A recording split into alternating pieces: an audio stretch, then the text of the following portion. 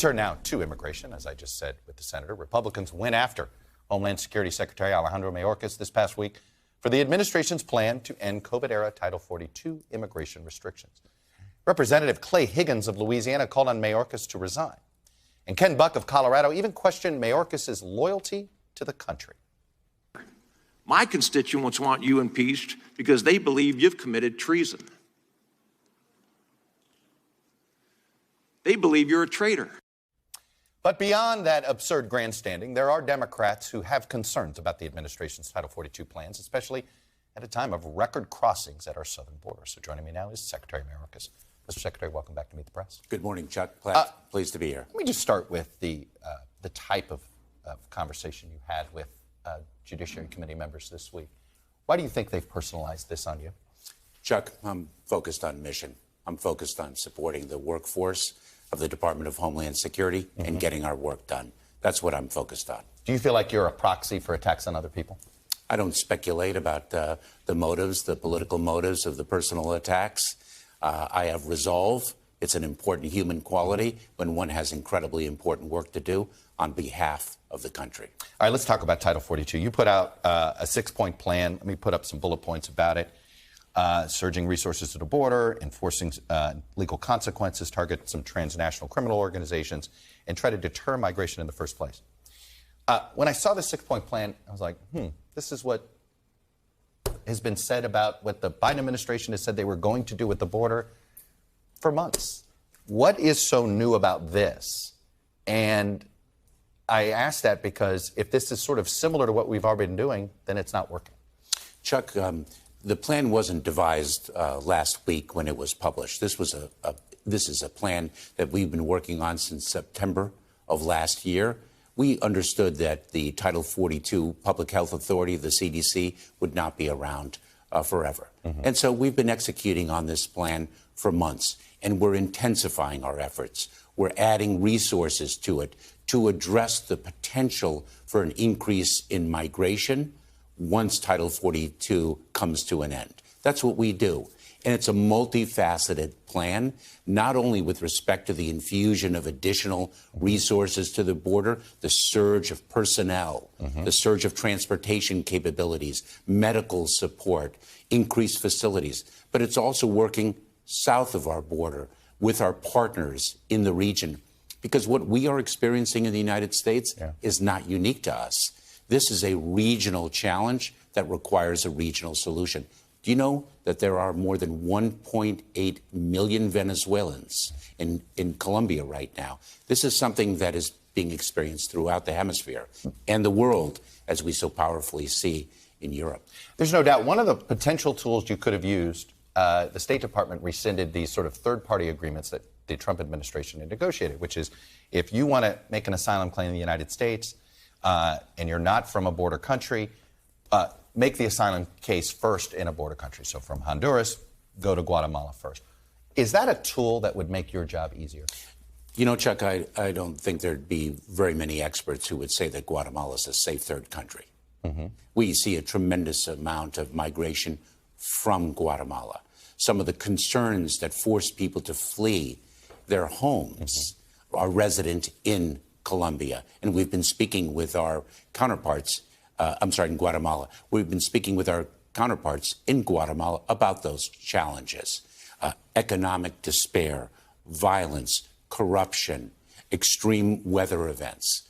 So I would take issue. Okay, so that's Guatemala, but should there be some other is there a way to ease the asylum system? Is there a way to not do these at the border, but do these in country? Which is exactly why we have a regional plan, which is why I and Secretary Blinken were in Panama more than a week ago, why I was in Costa Rica. Panama hasn't been very helpful. They're accelerating migration. So what we need countries to do is to apply their laws and say, look, if in fact somebody qualifies for relief in Panama, then they should be able to remain in Panama under the laws of that respective country. And if they don't, we need the country to repatriate those individuals. This is not our responsibility alone. It is a regional responsibility in response to a regional challenge. Paint me a picture of what success looks like. Title 42 is lifted on May 23rd. What does success for your plan look like if it works as you intend? Success looks like the orderly implementation of our plan, where we are applying our laws in accordance with their provisions in a way that respects individuals' rights to claim asylum, as the laws that Congress provided allow. You know, we're talking about individuals who are claiming fear of persecution in their countries of origin. And our laws provide that they are allowed in immigration enforcement proceedings to make those claims before an immigration judge. If they are not successful, they are promptly removed from the country. And that's something that cannot be overlooked. We're not talking about releasing individuals into the United States. What we're talking about is individuals who make claims for asylum, and they seek to vindicate those claims in court. And if they do not succeed, we enforce the law and they are removed. What is the average time that you think you can get an asylum claim processed? One of the great steps that we have taken in the Biden-Harris administration is to address this challenge. Historically, it's been 6-8 years plus, and we promulgated an asylum officer rule that allows our asylum officers to make the ultimate asylum determination. And we're going to take that 6 to 8 year period over time as we ramp up. We're going to take that to under a year. Fundamentally, though, Chuck, we need Congress to pass legislation. I understand that. What have you done? What have you said to the Democratic senators, more of whom, particularly those running for re-election, who have questioned the plan about Title 42? And you can see here, Mark Kelly is one of them. Maggie Hassan is another. You know, they don't like the specifics. They feel like that there's sort of a disconnect. They think the plan that you've outlined is a bit unrealistic. Do you think their criticism is fair? Well, it's not an issue of fair or not. I respectfully disagree with the criticism. You know, we shared with individuals, with the public, a concept of operations, and they were concerned that that was not enough. They didn't see enough, that we don't have a plan. We've had a plan for months, as I mentioned, since fall of last year for the eventual end of Title 42. So what I did was I published a 20-page memorandum that set forth greater details about our plan. But what I'm not going to do, Chuck, is I'm not going to provide an extraordinarily comprehensive blueprint of everything we're doing. Because let's remember, we have an adversary. We have the cartels that are exploiting vulnerable immigrants for profit. And I'm not going to provide them a blueprint with what we're doing. I want to ask you about another concept. There is some concern about misinformation and disinformation, a department that you have in DHS. There's some people look at it and it looks like policing of speech. Can you explain what this program is about? Sure. So we set up essentially an internal working group, and I must say that we could have done a better job in communicating what it is and what it isn't. It's a working group that takes best practices with respect to our work that has been going on for years.